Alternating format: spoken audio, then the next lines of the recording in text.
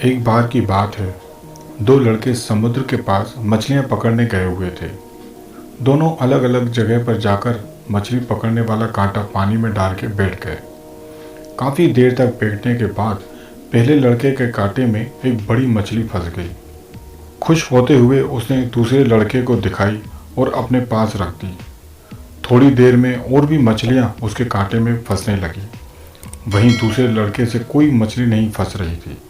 बहुत देर इंतजार करने के बाद जब कोई मछली नहीं फंसी तो पहले लड़के ने बोला कि आओ मैं तुम्हारी मदद कर देता हूँ।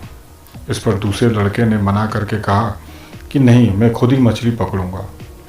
फिर कुछ देर के बाद उस लड़के के कांटे में भी एक बड़ी मछली फंस गई।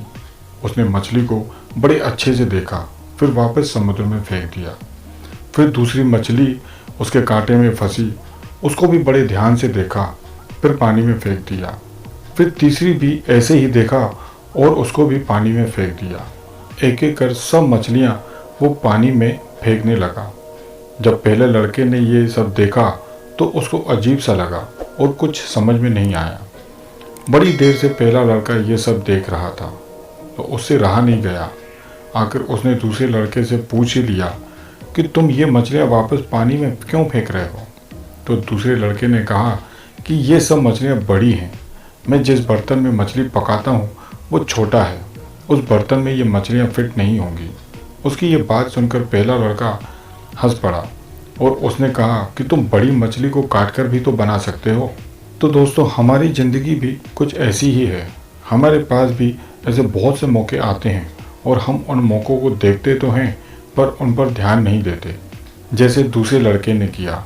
हमारे पास भी जब कोई बड़ी अपॉर्चुनिटी आती है तो सोचते हैं कि ये हमारे लिए नहीं है और हम उन पर ध्यान नहीं देते, और जब कोई उस बड़ी अपॉर्चुनिटी को करता है तब हमारे पास पछताने के अलावा और कोई चारा नहीं रह जाता। इसलिए हमेशा ऐसे मौक़ों की तलाश करते रहना चाहिए और जैसे ही कोई बड़ी अपॉर्चुनिटी मिलती है तो उसे अपने हाथ से नहीं जाने देना चाहिए। तो दोस्तों, ये छोटी सी कहानी कैसी लगी मुझे ज़रूर बताना।